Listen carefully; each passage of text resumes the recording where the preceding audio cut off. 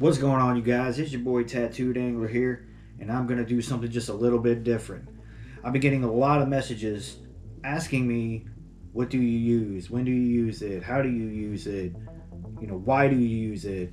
So on and so forth. So today, I'm going to give you all a rundown of the 5 baits that I use during the summertime. I don't stop using these baits probably until, I don't know, maybe about September, October. But for bass fishing from the bank, these are the 5 baits that I use. Now I use different colors of them, but I'm gonna go into detail on what colors to use, with the water clarity, sun, clouds, what have you, wind.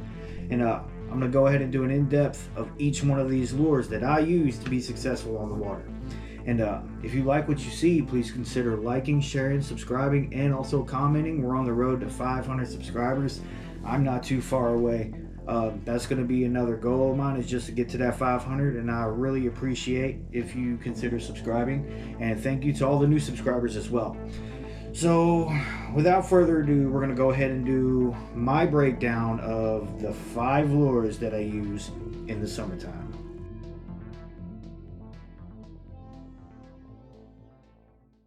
Number 5. We're going to start off with number 5 and count down to 1. We are going to go with the old, trusty, classic 5-inch stick bait, aka Cinco, aka stick worm, what have you. There is a reason why this is the number 1 bass selling lure of all time. It catches fish. You can rig it up so many different ways, and the outcome is that a fish is going to bite at some point. With that being said, I personally like to throw my stick bait on a weightless Texas rig or a wacky rig. There's plenty of videos about those and how to rig them up. They're very simple. I usually like to throw the Cinco when the bite is dead on anything else that I'm about to show you. And 90% of the time, it generates a bite. I might not catch a fish. Chances are I probably will catch a fish with it, but I always generate a bite from it. So if the bite is ever tough in the summertime, or you could start off with it from the get-go, I recommend a 5-inch stick bait. Depending on the water clarity, also goes with what color. This one is a June bug.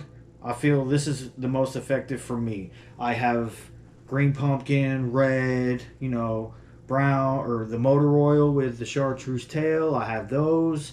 And I just like this one. This one I could throw in any type of water clarity, any type of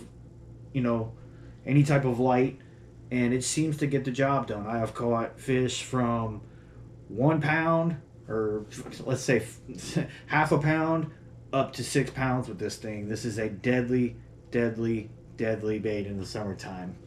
And with that being said, we're on the topic of worms. I also throw a 10.5-inch Zoom Old Monster ribbon tail worm. Big worms catch big fish, and especially in the summertime. Normally I would throw this on a bullet weight. I would Texas rig it and then throw a bullet weight on there. Free roaming, I don't peg it down. I don't ever really peg it down. So there are some instances where I do. There's like huge drop-offs and I want to get down there faster, I will. But with that being said, I just only put the bullet weight at the top and just kind of let it, do its thing in the water and kind of just control it that way. This catches big fish as well. This weeds out the little guys. Sometimes the little guys will hit this, but it weans them out in the most part. But with the water clarity, colors change as well. This is just a green pumpkin one. I'm just standard green pumpkin. Yeah, I'll use this one in any type of water too. Like I said, water clarity and the light levels make a huge difference on when to use worms. Well, pretty much any bait. So you can't go wrong with the Cinco or the ribbon tail worm. That's all I know. And it works for me. I end up catching fish on it pretty much anytime I use it.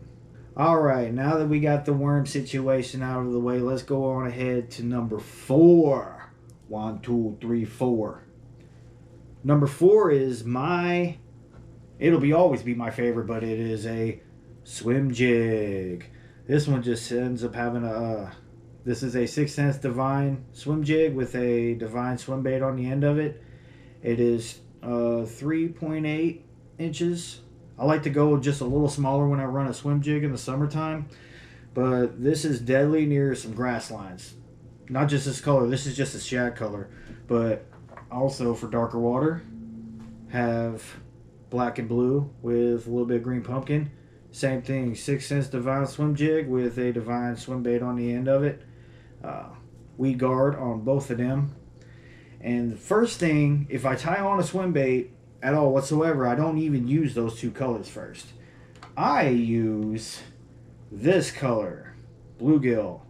This is not a 6 cents Divine swim jig. This is a Strike King Hack Attack swinging head swim jig. I use this first because bass like to eat bluegill a lot. They like to gorge on bluegill a lot in the summertime. So if your piece of water has bluegill as the forage, can't go wrong with that. Also, too, I have a Kitech 4.8 bluegill color swim bait on there.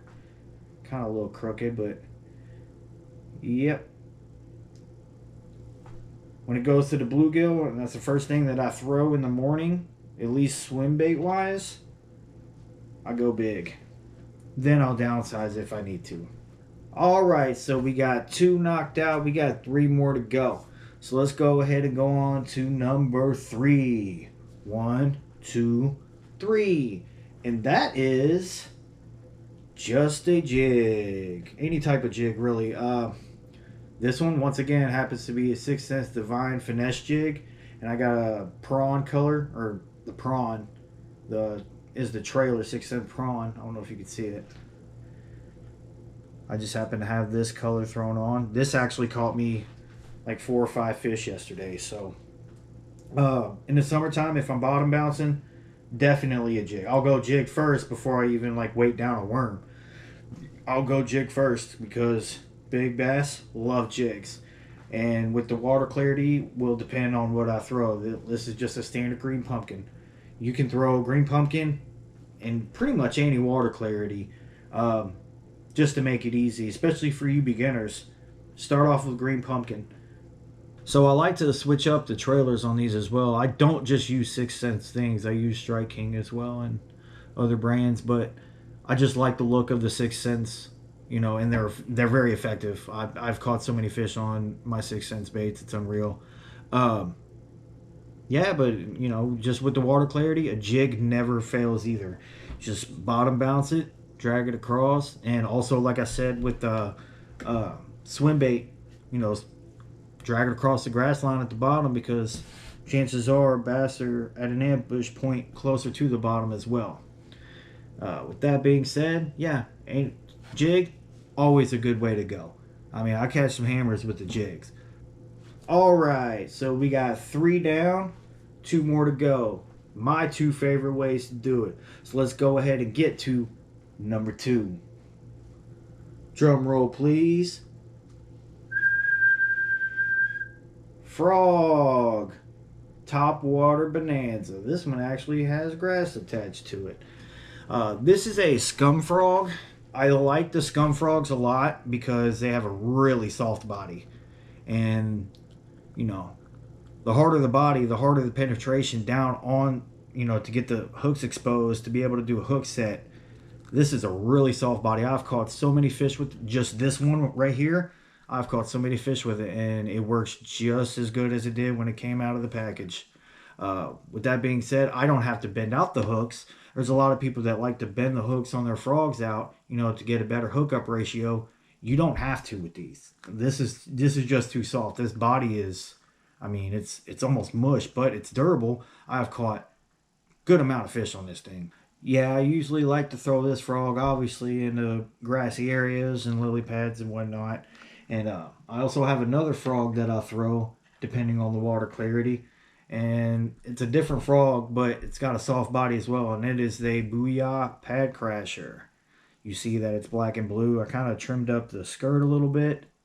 But this too, ultra soft body. those hooks are exposed, I don't have to bend them out.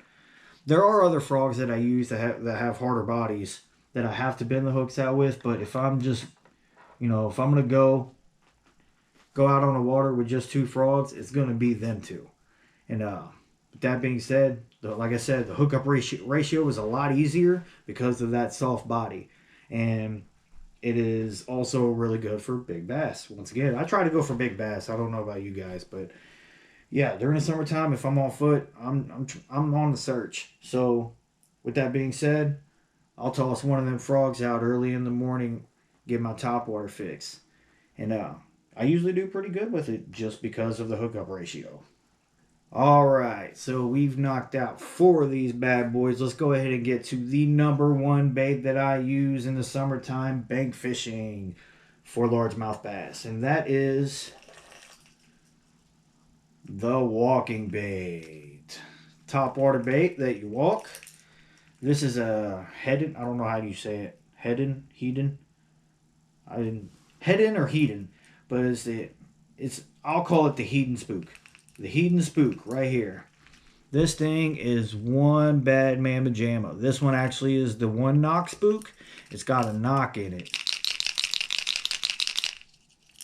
It aggravates bass heavy, and the walking action of the bait makes it even better. They come blow up on this thing. Actually, I'll show you right here. Look, there's teeth marks where they come up and just clobber this bait. And I also too like to throw this on the edge of grass lines, like outwards to where there's no visible grass anymore, and I pull those bass out of those grass with that knock. I use specifically only 2 colors of this. So I use that color and I use this color, just a shad color. I like this color more because I can throw this one in dark water. Both of them have a knock in them, and the dirtier the water, that knock plays a really good part on getting fish to bite because they can't see as well as they would clear water, but they hear it. And once they hear it, and the louder they get, when they start swimming up, the more aggravated, and they just go in and just clobber that bait. I have caught plenty of 2s, 3s, 4s, 5s, 6s, almost 7s just on that alone. And 7-pound fish in my area is few and far between. But these are my top 5 baits that I use in the summertime. Just depending on the situation, these are the ones that I use off the bank. There's other baits that I use on a kayak. That's a whole different video. This is what I feel is effective, and hopefully I feel that if you decide to use any of these, that these are effective to you too. You can never go wrong with any 5 of these baits. Just alter trailers and, colors due to water clarity and everything else, like I keep saying. And yeah, you're guaranteed to get a bite at least on one of these. At least for me, that's what works for me. And primarily, I think that's what works for most of the bass anglers that I know. But if you like what you see, please consider liking, sharing, subscribing, and commenting. And I want to thank all the new subscribers for subscribing to the channel. This is Tattooed Angler. And more along the lines, within the future, I'll give you all some more informational videos on what else I use for whatever purpose or whatever season. With that being said, I got to get out of here. I got to use one of these and try to catch some fish. I'll see you guys out on the next one. Peace.